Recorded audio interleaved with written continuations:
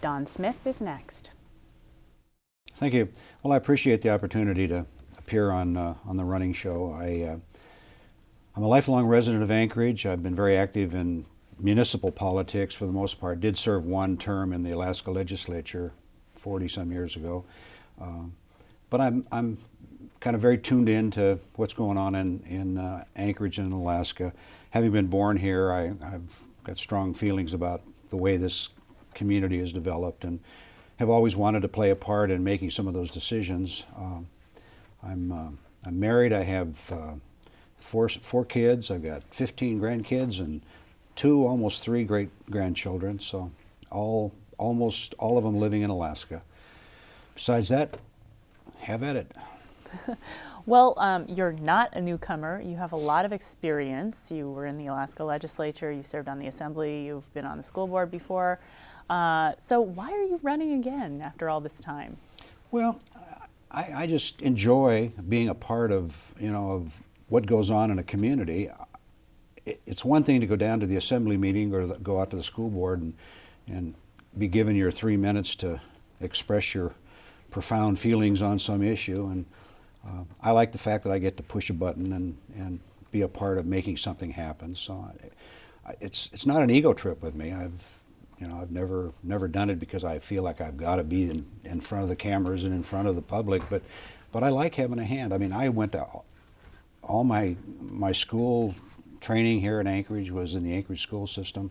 I've had almost all my kids and grandkids have attended Anchorage schools, and I've played an active role in PTA when they were little, and so it's matter of fact active in school activities with the grandkids. So I just enjoy it, and this is my home, and as long as I'm able to get up and go to meetings and participate, and I haven't lost my mind yet, so I just like to be involved. As you know, there have been many cuts over the past few years. And this past year, they cut $23 million from the budget. The year before, $25 million, somewhere around there. What should the district's response be?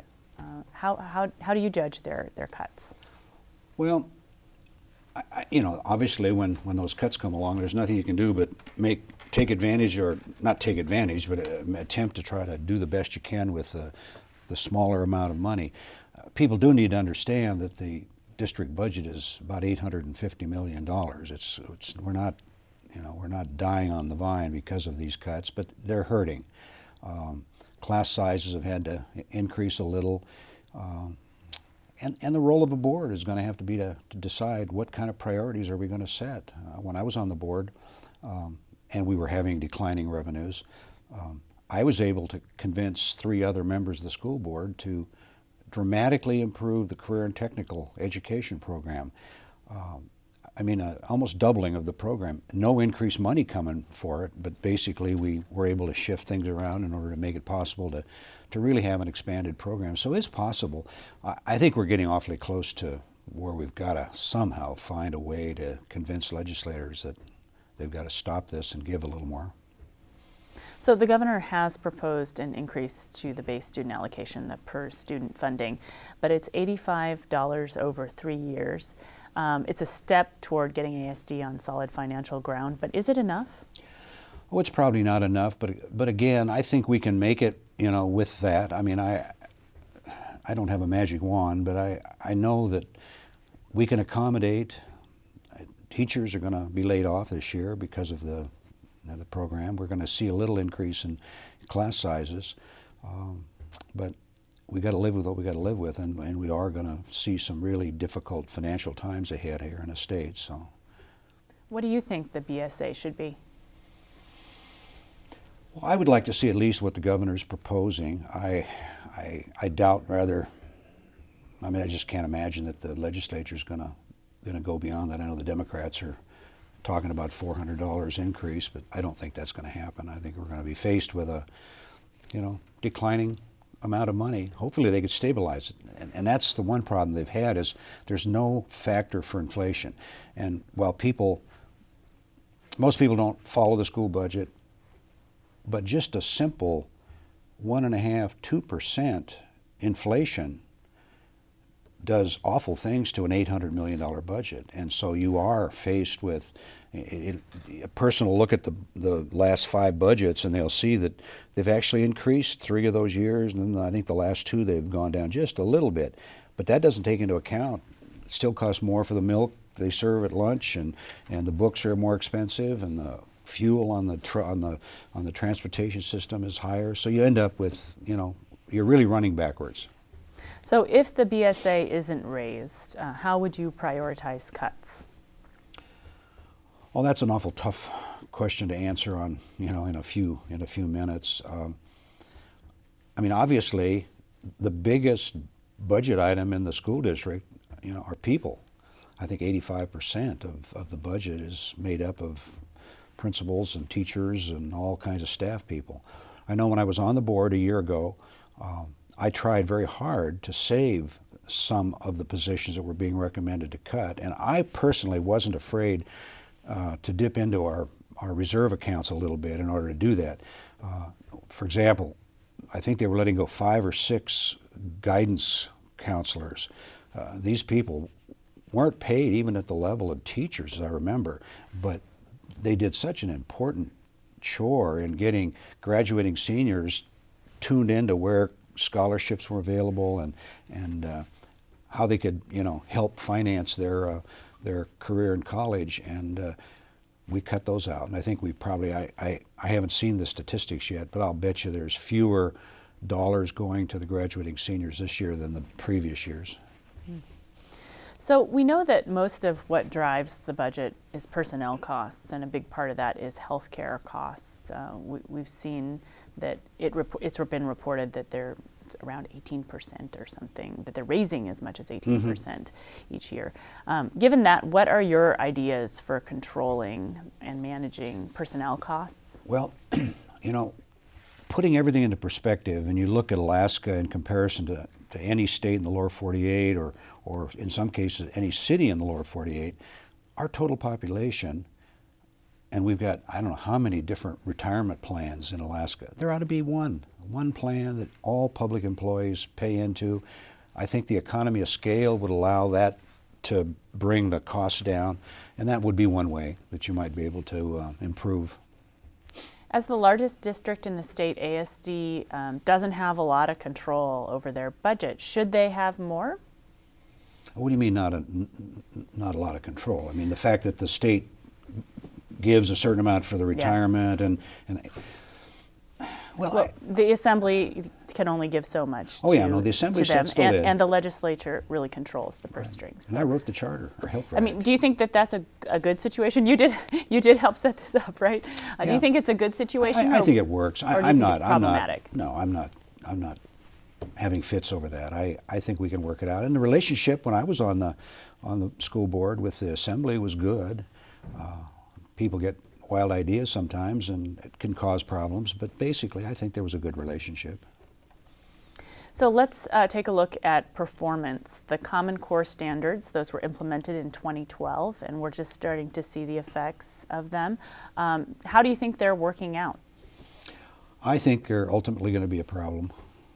I'm more and more of the states in the lower 48 are starting to take a hard look at their programs and thinking that maybe it's not what it's all cut out to be.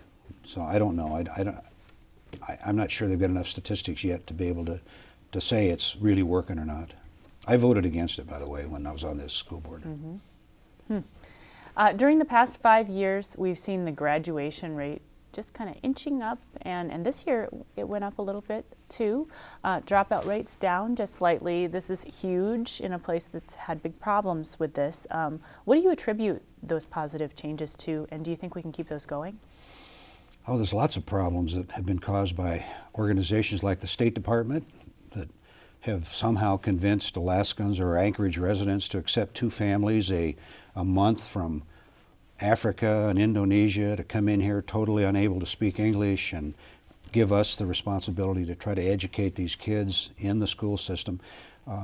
When I was in Anchorage High School, it was about 98% white students, and the balance were probably Native and 1 or 2 black students in the school.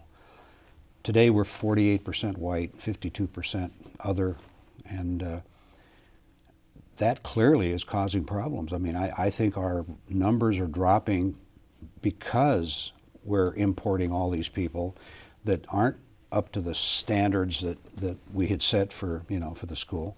Consequently, it's drawn us downward, not upward, and we're, Right, it has in the past, but now the graduation rate has actually just gone up and the dropout rate has just gone down a little bit after years of work to change this. So I'm asking you, what do you attribute that positive change to? We might be just in a lucky period. I don't think it could be attributed necessarily. I know there's been a big emphasis on trying to help the children that are not used to being in a school system like Anchorage has, but it may be an anomaly. I'm not sure. It's something that, we need a few more years to see if it's really moving in that direction. I mean, there's a big push trying to take care of, of these new people coming to Anchorage.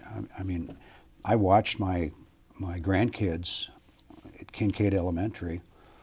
I felt they sat on their fingers for a big part of the day while they were in school because they were having to take care of problems, kids that were special needs, students and people that were here from another country that couldn't speak very well English. So I don't know. I mean, I think we've so created. What would you propose as a solution? Well, for there that? is no solution. We can't tell all these people to go back to Africa or go back to Indonesia or wherever they've been imported from. But and it's and people shake their heads and wonder why in the world are we having so much problem with housing and on and on and on.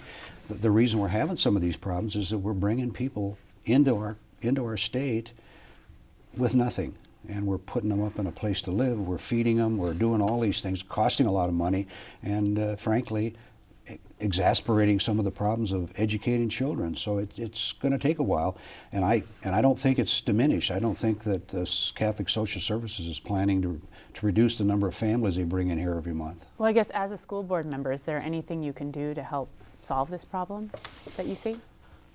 Probably not. I mean, I think we're sort of stuck between a rock and a hard place. Somebody, and I don't know who it is, that authorized this to happen, but agreed. I don't think they can just do it to us. I think somebody in state government or somebody in municipal government has agreed to allow us to be a refugee city, and we've got thousands and thousands of people that have come here totally unprepared.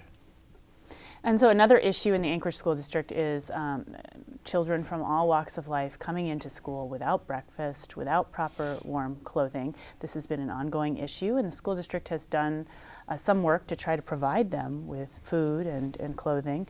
Are they doing enough?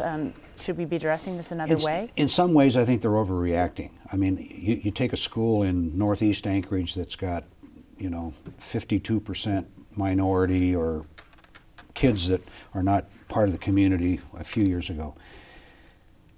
And so their attitude is, well, we just got to give everybody a free lunch because we don't want to embarrass those kids that are truly having to have a free lunch. So all kids get a free lunch. Well, those statistics are used, in the final analysis as to the percentage. I'm guessing it's way smaller than what they're reporting. But they have this feeling that they've got to try to, make everybody feel like they're okay and there's no problems in their community. The kids know who's really getting free lunch. The kids know the situation and among their peers. But district officials seem to think that if you're at close to the halfway mark, you've got to feed everybody. Real quick, there's been a reduction to English as a second language programs during the recent cuts. What's your response to that? It's pretty important. We got 100 languages here, so. Well, yeah, I know, and it's caused a lot of problems, and that people have to try to catch up, and it's not very easy. I didn't know that that somebody had cut the English program, so I'm not aware of it. All right, thank you, Mr. Smith. That was Don Smith running for School Board Seat D. Those are the two candidates for School Board Seat D, Cameron Perez Verdia and Don Smith. And again, the candidates for Seat C are Pat Higgins, Liz Ross, and Dean Williams. You can view the entire running series, including the Anchorage Assembly candidates, online at alaskapublic.org. The election is Tuesday, April 1st. Thanks for being with us. From Alaska Public Media, I'm Dacia Eden.